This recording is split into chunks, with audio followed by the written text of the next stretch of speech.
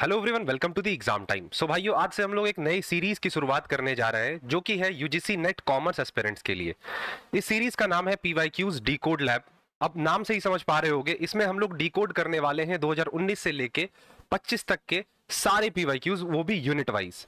चाहे बात कर लो मार्केटिंग की या फिर इनकम टैक्स की या फिर अकाउंटिंग की, जितने भी यूनिट है, टोटल 10 यूनिट, उन सब के पीवाईक्यूज को हम लोग डिकोड करेंगे। 2019 जून दिसंबर जितने भी शिफ्ट्स होते हैं, जितने भी आज तक क्वेश्चंस बने हैं 19 से 25 तक, उन सबको हम लोग कवर अप करेंगे। सो दैट आपकी जो प्रिपरेशन होगी वो नेक्स्ट लेवल की होगी, तुम्हें पता चल जाएगा कि कहां से क्वेश्चंस कैसे बन रहे हैं। ठीक है, तो अगर तुम चैनल पे नए हो, मुझे पहली बार देख रहे हो, तो चैनल को यार सब्सक्राइब करो और इस वीडियो को लाइक करके मुझे भी मोटिवेट करो। तो स्टार्ट करते हैं बिना किसी देरी के। तो आज हम लोग कवर अप करने वाले हैं जून के क्वेश्चंस। ठीक है, कोशिश करूंगा ज्यादा से ज्यादा क्वेश्चंस करवाऊं। जैसे जून के जो क्वेश्चंस है, क्वेश्चन नंबर 1 से लेकर 10 तक है। तो दिसंबर के भी जो भी क्वेश्चंस होंगे उसको भी हम लोग कवर अप करेंगे, और धीरे धीरे 5 से 6 वीडियोस में इन 5 से 6 साल के क्वेश्चंस को हम लोग कवर अप करवाएंगे। और आज का जो हमारा यूनिट होने वाला है वो है मार्केटिंग। जैसे ही हम लोग ये यूनिट कवर करेंगे उसके बाद हम लोग शिफ्ट करेंगे अपने दूसरे यूनिट पे। ठीक है, तो बिना किसी देरी के स्टार्ट करते हैं, अपने पहले क्वेश्चन पे आ जाते हैं। फर्स्ट क्वेश्चन आपके सामने है पीवाईक्यूज डीकोड लैब का। बहुत बेसिक क्वेश्चन है, एक चीज क्लियर जान लो, 2019 में जो क्वेश्चंस थे वो काफी आसान आते थे, जैसे जैसे साल बढ़ता गया क्वेश्चंस के लेवल भी बढ़ते गए। तो देखना, यहाँ पे पहला क्वेश्चन है, consumer behaviour does not consist of which of the following activities. यहाँ पे बात हो रही है कंज्यूमर के बिहेवियर की। अब हम भी कंज्यूमर हैं, आप भी, मतलब हम सब एक कंज्यूमर है, तो हमें अपने पॉइंट ऑफ व्यू से यहाँ पे सोचना है कि कंज्यूमर बिहेवियर, हम जब बिहेव कर रहे हैं, बेसिकली हमारे जो बिहेवियर है उसमें क्या क्या चीजें आती हैं और क्या क्या चीजें नहीं आती हैं। ऑप्शंस पढ़ो, बहुत ही बच्चों वाला क्वेश्चन है यहाँ पे। ऑब्टेन करना, कंज्यूम करना, डिस्पोज करना और प्रोड्यूस करना। यहाँ पे 4 ऑप्शंस दे रखे हैं, हमें बताना इन 4 ऑप्शंस में कौन से ऑप्शन कंज्यूमर बिहेवियर में नहीं आते हैं। तो बहुत बेसिक ऑप्शन, बेसिक क्वेश्चन है, तो इसका जो राइट आंसर हो जाएगा वो है प्रोड्यूसिंग। हम चीजों को ऑब्टेन करते हैं। ठीक है, मार्केट में प्रोडक्ट बिक रहा है, हम उसे खरीदेंगे, ऑब्टेन करना, फिर उसे हम कंज्यूम करते हैं, डिस्पोज ऑफ भी करते हैं। लेकिन प्रोड्यूस करना एक कंज्यूमर के दायरे में नहीं आता है, ये बेसिकली मैन्युफैक्चरर का काम होता है, या फिर कहो तो सेलर का काम होता है। तो जो इसका राइट आंसर हो जाएगा वो हो जाएगा प्रोड्यूसिंग। अब थोड़ा सा एक एक्सप्लेनेशन लेते हैं, बेसिक सा explanation. Consumer behaviour involves activities associated with obtaining, using and disposing of product and services. It focus on the buyers process, not the producers process.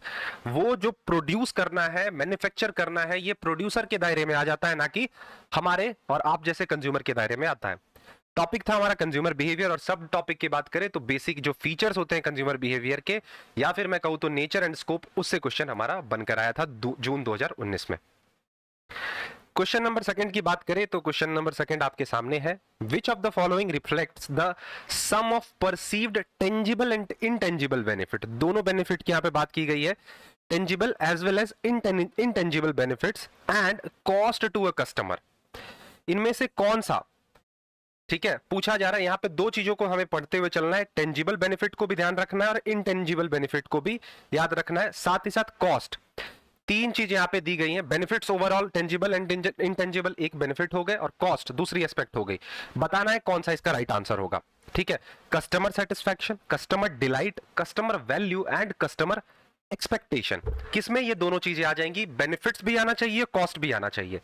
Satisfaction क्या रिप्रेजेंट करता है, डिलाइट क्या रिप्रेजेंट करता है, value क्या represent करता है, और कस्टमर एक्सपेक्टेशन क्या रिजल्ट करता है। ठीक है, तो इसका जो राइट आंसर हो जाएगा वो हो जाएगा कस्टमर वैल्यू। वैल्यू की जब हम लोग बात करते हैं, इसमें दोनों ही चीजें आ जाती हैं, जो कॉस्ट हम पे कर रहे हैं, ठीक है, उसको हम कंपेयर करते हैं कि हमें क्या वो बेनिफिट मिला जितना हमने कॉस्ट पे करा था। तो कस्टमर वैल्यू ओवरऑल ये रिप्रेजेंट करता है। अब थोड़ा सा और एक्सप्लेनेशन देखते हुए चलते हैं। कस्टमर वैल्यू का मतलब क्या होता है, ठीक है, परसीव्ड बेनिफिट, जो तुमने मन में बनाकर चला कि मुझे ये बेनिफिट मिलने वाला है इस प्रोडक्ट को परचेज करके, वो तो आएगा ही, साथ ही साथ उस प्रोडक्ट को एक्वायर करने में जो भी तुम्हारी लागत लगी वो भी आएंगे। तो कस्टमर वैल्यू क्या हो जाता है, perceived benefit minus perceived cost.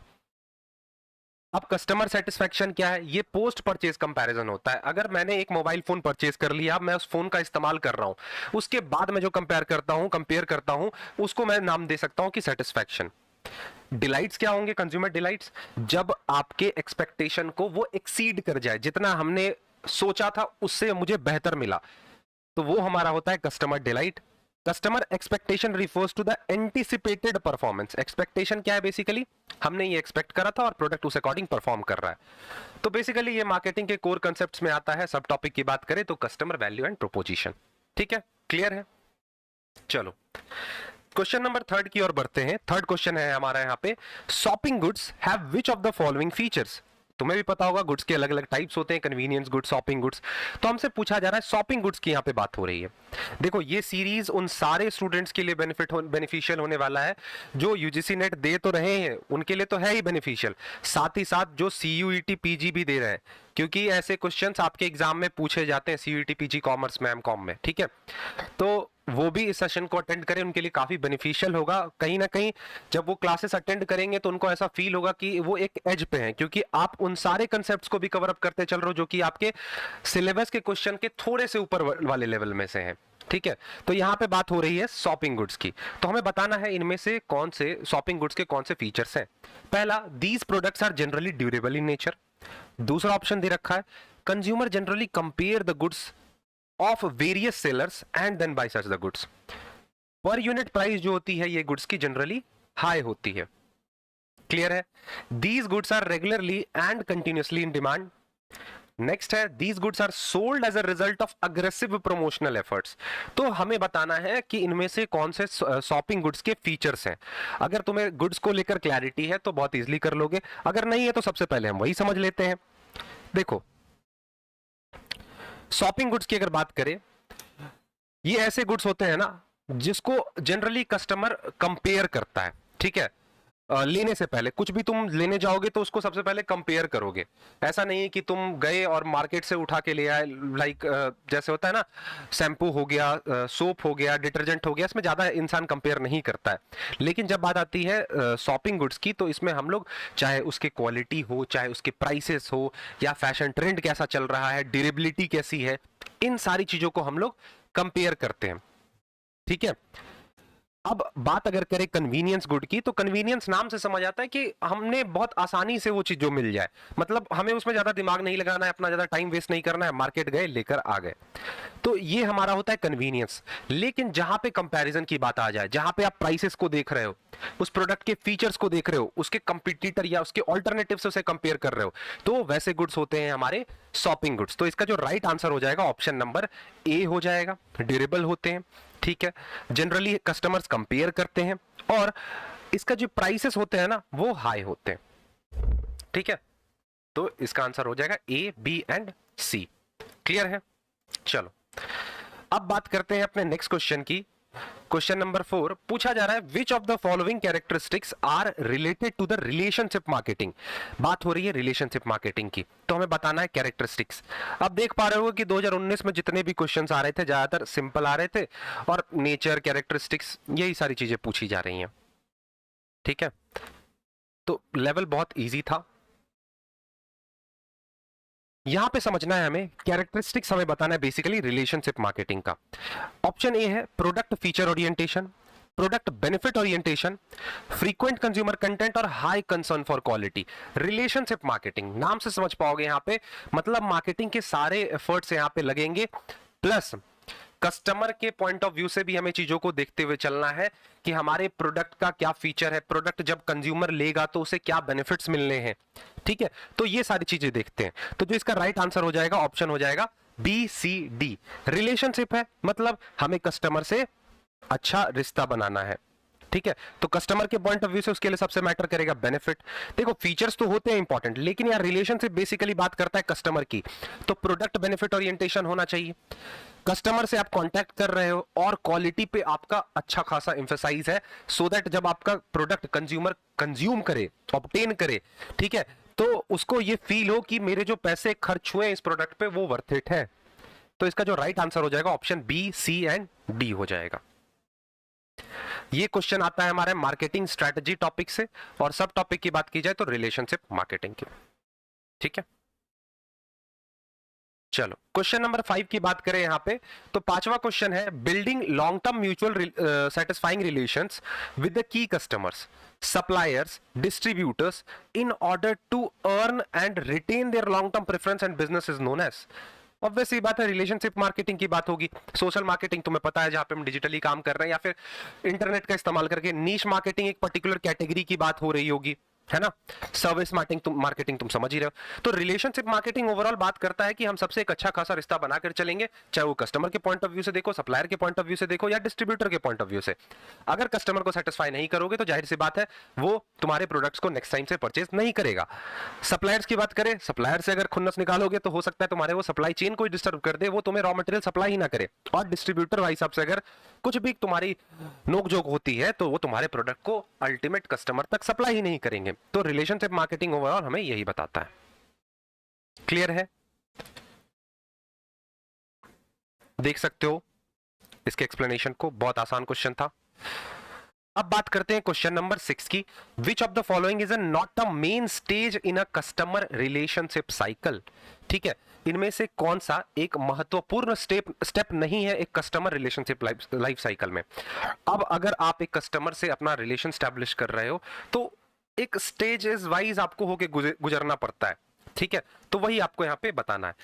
Customer acquisition, customer development, customer satisfaction and customer annoyance. तो क्या ये तीनों इंपॉर्टेंट है? बिल्कुल सर, ये तीनों तो इंपॉर्टेंट है, लेकिन कस्टमर एनोएंस हमारा यहाँ पे उतना इंपॉर्टेंट नहीं है। एक मिनट, कुछ गलती हुई है क्या इसमें? रुको मैं चेक कर ले रहा हूं।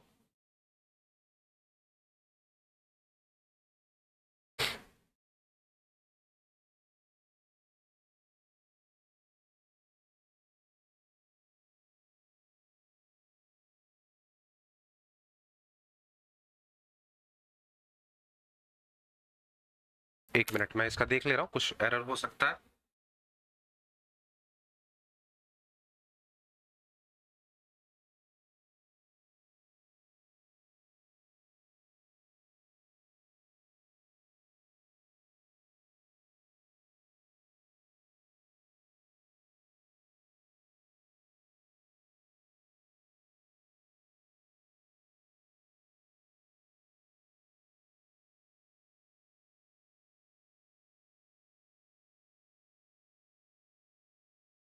देखो, इसका आंसर तो एनोएंस वाला होना चाहिए, इसे मैं चेक कर लूंगा इसका। ठीक है, इसमें शायद एरर है, कुछ गलत दिया गया है, लेकिन इसका आंसर एनोएंस होना चाहिए। मैं इसका करेक्ट आंसर कमेंट सेक्शन में पिन कर दूंगा, साथ ही साथ पीडीएफ में अपडेट करके टेलीग्राम ग्रुप में भी डाल दूंगा, तो वहां से चेक कर लेना। तो इस क्वेश्चन को यहाँ पे मैं स्टार मार्क कर देता हूं क्योंकि इसमें एरर है। आंसर मेरे हिसाब से कस्टमर एनोएंस होना चाहिए। आप बताओ क्या इसका आंसर होगा?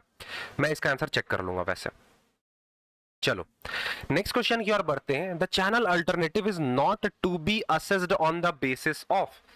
अब देखो, यहां पे बात होगी चैनल्स की, मतलब फिजिकल डिस्ट्रीब्यूशन की बात होगी। ठीक है, अगर हम एक जब चैनल को डिसाइड कर रहे होते हैं कि हमें अपने प्रोडक्ट को अपने कस्टमर तक किस रूट के थ्रू या किस चैनल के माध्यम से पहुंचाना है, तो उसमें हमें क्या चीजों को देखते हुए चलना है, ये तो इंपॉर्टेंट होता ही है। यहां पे बोला गया कि is not to be assessed on the basis of, किस बेसिस पे आप उन ऑल्टरनेटिव्स को असेस नहीं करोगे। करोगे ये नहीं पूछा गया, नहीं करोगे ये बोला गया है।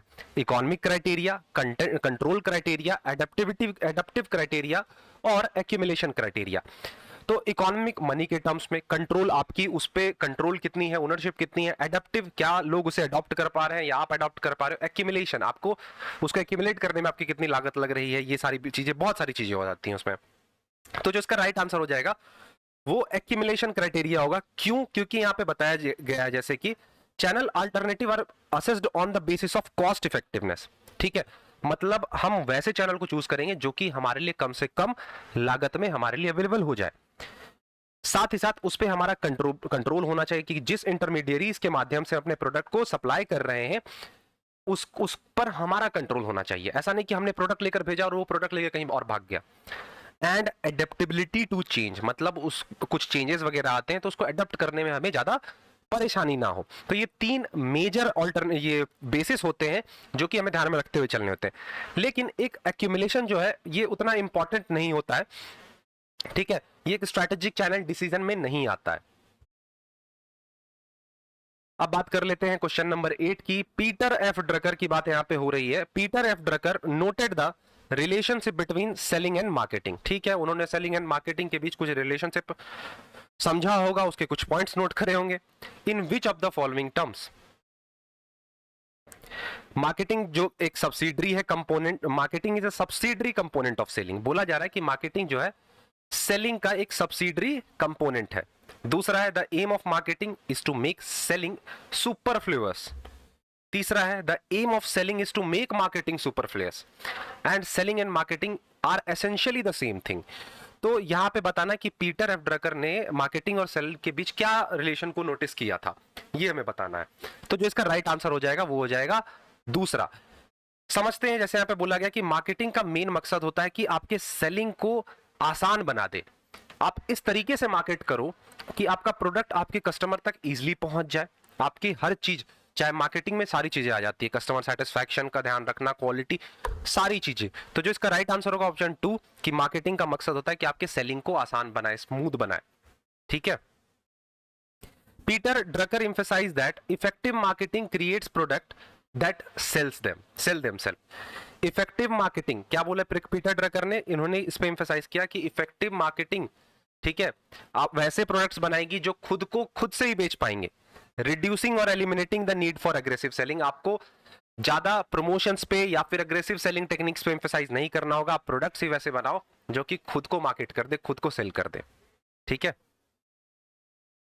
आ जाते हैं क्वेश्चन नंबर 9 पे। क्वेश्चन नंबर 9 यहां पे बोल रहा है when a company distributes it's product through a channel structure. क्या बोला गया, जब कंपनी अपने प्रोडक्ट को डिस्ट्रीब्यूट करती है एक चैनल स्ट्रक्चर के माध्यम से जिसके अंदर 1 या फिर उससे अधिक रीसेलर्स आ रहे हो, तो ये क्या हो जाएगा, क्या डायरेक्ट होगा, इंटीग्रेटेड हो जाएगा या मल्टी लेवल होगा।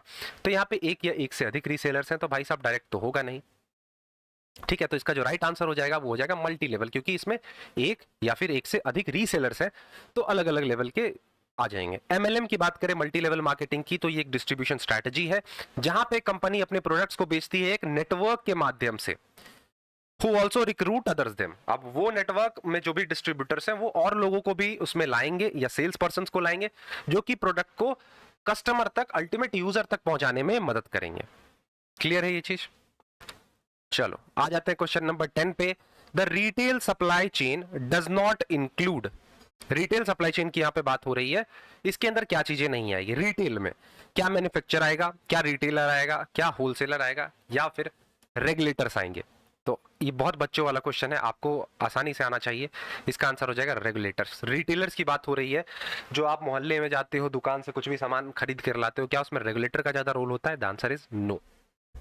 ठीक है, चलो खत्म हुआ हमारे जून 2019 का क्वेश्चन। अब हम मूव करेंगे दिसंबर 2019 के क्वेश्चन पे, जो कि शुरुआत होने जा रहा है क्वेश्चन नंबर 11 से लेके क्वेश्चन नंबर 23 तक।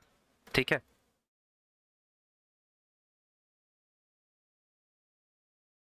चलो अब देखते हैं क्वेश्चन नंबर 11 की बात करते हैं। यहां पे हमसे पूछा जा रहा है एक distribution channel moves goods and services from producer to consumer. ठीक है, एक डिस्ट्रीब्यूशन चैनल का काम ही यही होता है कि प्रोड्यूसर से अल्टीमेट यूजर तक गुड्स पहुंचाए। It overcomes the major time, place and position gaps that separate goods and service from those who would use them. ठीक है, तो बताना है हमें which of the following is not a function of distribution channel. इनमें से कौन सा डिस्ट्रीब्यूशन चैनल का फंक्शन नहीं है?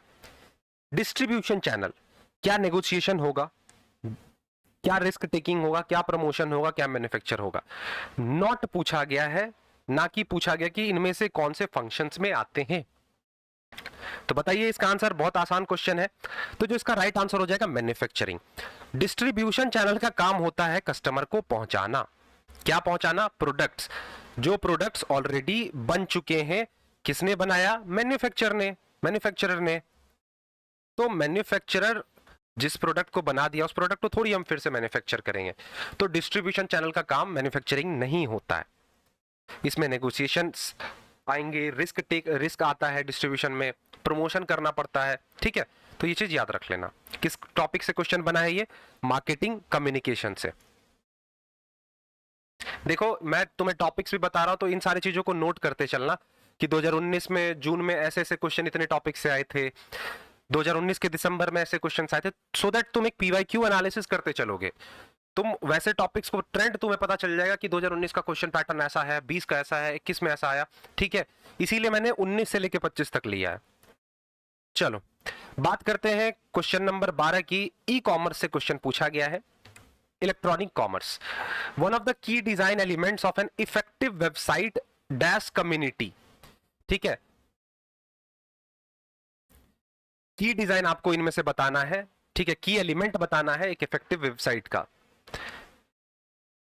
क्या ये एक लेआउट डिजाइन इसका होना चाहिए, या फिर the way the site enables user to communication, sites ability to tailor itself to different users, और degree that site is linked to the other site. तो ऑप्शन 4 तो होगा नहीं, ऑप्शन नंबर दूसरा ही होगा। क्यों? क्योंकि आपके वेबसाइट का ऐसा लेआउट होना चाहिए सो दैट जो भी कस्टमर है वो इजीली आपसे कम्युनिकेट कर पाए। वो अगर वो आपके प्रोडक्ट को देख रहे हैं, अगर उनकी कोई क्वेरी है तो वो तुरंत आपसे कम्युनिकेट कर पाए, हेल्प चैटबॉट की सेक्शन से, जैसे भी हो। मतलब जो इंटरेक्शन होना चाहिए एक सेलर और बायर के बीच में, वो उस वेबसाइट के माध्यम से होना चाहिए। कस्टमर फ्रेंडली वो वेबसाइट होनी चाहिए। यहां पे बात की गई है कम्युनिटी एलिमेंट की। ठीक है, तो कम्युनिटी एलिमेंट की अगर बात की जाए तो ये एक ऐसा फीचर है ना जो कि इंटरेक्शन को बढ़ावा देता है, जैसे कि फोरम्स हो गए, रिव्यूज के माध्यम से, सोशल मीडिया इंटरेक्शन के माध्यम से। अब जैसे कि यूट्यूब की ही अगर बात की जाए, अगर मेरे चैनल पे वीडियो देख रहे हो तो इसमें कम्युनिटी टैब होता है। तो ये कम्युनिटी टैब क्या है, क्यों है?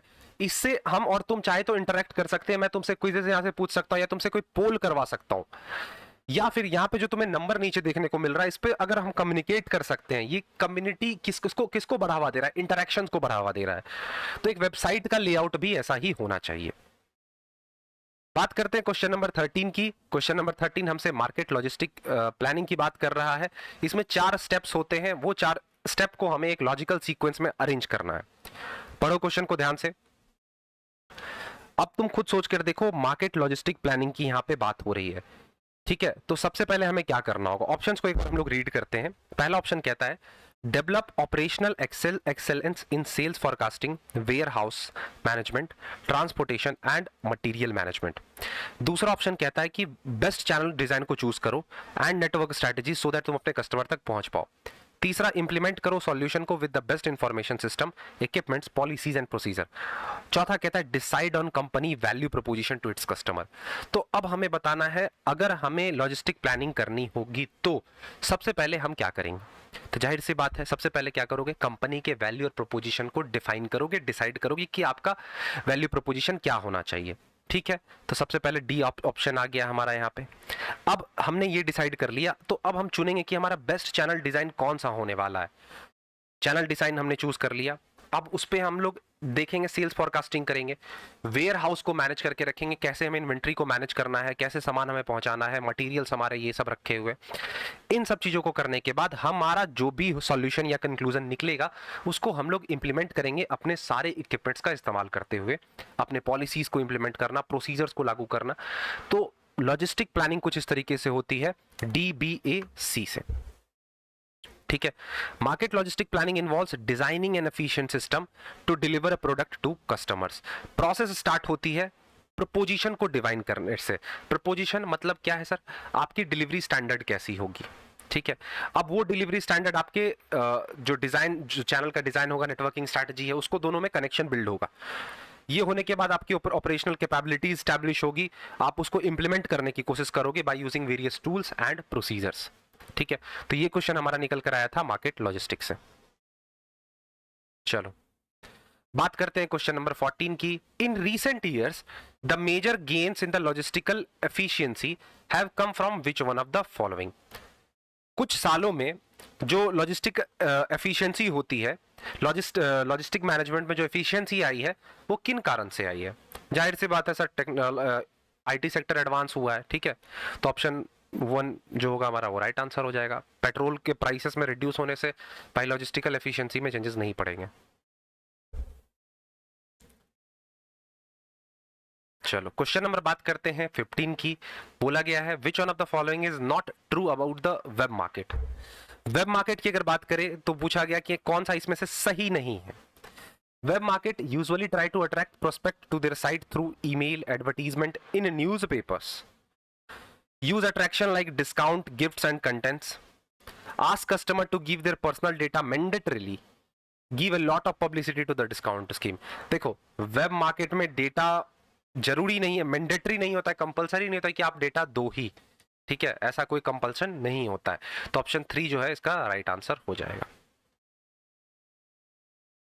चलो बात करते हैं क्वेश्चन नंबर 16 की। एजर्शन रीजन पूछा गया है, auto companies and other consumer goods company offer cash rivets. ठीक है सर, जिससे क्या होगा कि परचेज बढ़ेंगे मैन्युफैक्चर प्रोडक्ट्स के with in a specified time. The same product is priced differentially at a different time. ठीक है, बोला गया कि रिबेट, आप कैश रिबेट दे रहे हो। क्यों कैश रिबेट दे रहे हो? क्योंकि आपको परचेज को बूस्ट करवाना है। ठीक है दर्शन, तो सही है। क्या रीजन सही है कि क्या हम उस प्रोडक्ट को कभी कभी डिफरेंट प्राइसेस पे भी रखते हैं? नहीं, जरूरी नहीं। जब आप रिबेट दे रहे हो तो उसके प्राइसेस को आप फिक्स रखने की कोशिश करोगे। ठीक है, क्योंकि रिबेट्स वगैरह टेम्पररी होते हैं।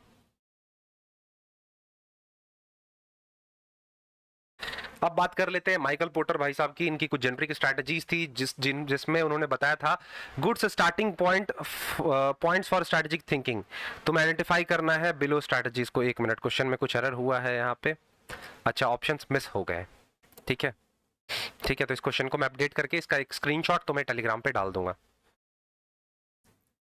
ऐसे देख लो, माइकल पोर्टर्स जेनरिक स्ट्रैटेजी में 3 अप्रोचेस होते हैं। अगर आपको एक कंपिटिटिव एज चाहिए अपने कंपिटिटर से, आप उनसे एक अच्छे पोजीशन पे रहना चाहते हो, तो आपको 3 चीजों पे फोकस करना होगा। ओवरऑल कॉस्ट लीडरशिप पे आप कोशिश करोगे, लोएस्ट प्राइस कोशिश करोगे, कम से कम प्राइसेस रखो। आपके प्रोडक्ट में कुछ ना कुछ यूनिकनेस होनी चाहिए, और आपका फोकस किसी एक पर्टिकुलर सेगमेंट पे होना चाहिए, और आप उनके नीड को फुलफिल करोगे। तो इन 3 अप्रोच को आप फॉलो करके एक कंपिटिटिव एज पे रह सकते हो। तो माइकल पोर्टर जेनरिक स्ट्रैटेजी यही कहता है। Which of the following is the correct market definition of BPCL? ठीक है, तो 1919 में ये सारी चीजें पूछी जाती थी, अभी भी एक कभी कॉल पूछ ली जाती हैं, तो इसमें ज्यादा लोड लेने वाली चीज नहीं है। हमें बताना है कि मार्केट डेफिनेशन बीपीसीएल का क्या होगा। तो बीपीसीएल का स्टेटमेंट है, स्लोगन है, वी सप्लाई एनर्जी। इसमें डिस्कशन जैसी बात कुछ भी नहीं है। वैसे ही बताओ, Pepsi could define its target market as. Pepsi अपने टारगेट मार्केट को कैसे डिफाइन करेगा? Everyone who drink carbonated soft drinks are competitors, anyone who drinks liquid, everyone who drinks non milk drink, और चौथा है anyone who drink competitors drink. तो इसका जो राइट आंसर हो जाएगा, everyone who drinks non milk drink, वो हमारे टारगेट मार्केट है, ऐसा पेप्सी का कहना होता है। फिर से बताओ ब्लू स्टार का। तो देख रहे हो 2020 में, 2019 दिसंबर में ऐसे क्वेश्चंस आए थे जहां पे डायरेक्टली स्लोगन्स पूछे गए। बताना है हमें ब्लू स्टार के बारे में। यहाँ पे ब्लू स्टार कहता है कि हम एयर कंडीशनर्स बनाते हैं, इनका यही डेफिनेशन ही है, वी मेक एयर कंडीशनर्स। देखो, इन सारे क्वेश्चन को मैं थोड़ा जल्दी जल्दी स्किप कर रहा हूं क्योंकि इसमें डिस्कस करने जैसी चीजें हैं ही नहीं। 22 की बात करते हैं। Which of the following is not a major characteristics of a good mission statement? ठीक है, इंपॉर्टेंट है यहाँ पे, कैरेक्टरिस्टिक्स पूछा गया। एक अच्छी मिशन स्टेटमेंट का कौन सा कैरेक्टरिस्टिक्स नहीं होगा? They have a very limited words, they focus on a limited number of goals, they straight on the company's major competitive spares, और they have long term view. तो जिसका राइट आंसर हो जाएगा, they have very limited words. जरूरी नहीं है कि आपका मिशन स्टेटमेंट ऐसा हो जिसमें कम से कम वर्ड्स हो। ठीक है, एक अच्छा मिशन स्टेटमेंट क्या होता है? कंसाइज होना चाहिए, फोकस्ड होना चाहिए, और कंपनी के पर्पस को डिफाइन करे, और उसका विजन भी लॉन्ग टर्म के लिए होना चाहिए। ऐसा नहीं कि शॉर्ट टर्म के लिए हम आए मार्केट में, हमने धूम मचाया और हम निकल गए। ठीक है, ये जो लिमिटेड नंबर ऑफ गोल्स है ये जरूरी नहीं है। क्वेश्चन नंबर 23 की बात करें तो बोला गया है, which of the following is a correct combination of a product definition and market definition of xerox company? Xerox company की बात करना है। वी सेल फोटोकॉपीज, ठीक है, ये प्रोडक्ट डेफिनेशन है। इसका मार्केट डेफिनेशन क्या हो जाएगा? We help to improve office efficiency. ऐसे ही बाकी के भी ऑप्शंस दे रखे हैं। We make photo machines, we sell copying equipment, we make copying equipments, और इसके डेफिनेशंस भी दे रखे हैं। तो जिसका राइट आंसर हो जाएगा, हम कॉपिंग इक्विपमेंट बनाते हैं प्लस हम ऑफिस की प्रोडक्टिविटी को भी इंप्रूव करते हैं। तो इसका जो राइट आंसर होगा ऑप्शन नंबर 4 हो जाएगा। ठीक है, तो आज के लिए बस हम लोग इतना ही रखेंगे। आज हमने टोटल कितने क्वेश्चंस करे? टोटल 23 क्वेश्चन करे, जिसके अंदर हमने देखा जून 2019 के क्वेश्चन, मार्केटिंग की खासकर बात कर रहा हूं, और साथ ही साथ हमने दिसंबर 2019 के क्वेश्चंस को कवर अप किया। नेक्स्ट सेशन में कहां से हम लोग शुरुआत करेंगे ये भी मैं तुम्हें बता देता हूं। 1 मिनट। अच्छा, इसमें नहीं है, तो जो हमारा नेक्स्ट होगा वो 24 से स्टार्ट होगा, क्वेश्चन नंबर 24 से, और ऐसे ही हम लोग करके सारे क्वेश्चंस को कवर अप कर लेंगे। आई होप तुम्हें सेशन पसंद आया होगा। अगर सेशन पसंद आया होगा तो थम्स अप देना। तुम्हारे जो भी फीडबैक होते हैं या क्वेरीज या डाउट्स जो भी तुम्हारे होते हैं, सजेशंस वगैरह, कमेंट सेक्शन में पुटअप करना। और आगे अगर तुम्हें व्हाट्सएप पे मुझसे जुड़ना है तो दिए गए नंबर पे तुम कनेक्ट भी हो सकते हो। साथ ही साथ इस वीडियो को अपने दोस्तों तक पहुंचाओ, सो दैट उनकी भी हेल्प हो पाए, साथ ही साथ मेरी भी हेल्प हो पाए। तो मिलते हैं अपने नेक्स्ट क्लास में, तब तक के लिए thank you, bye bye and take care.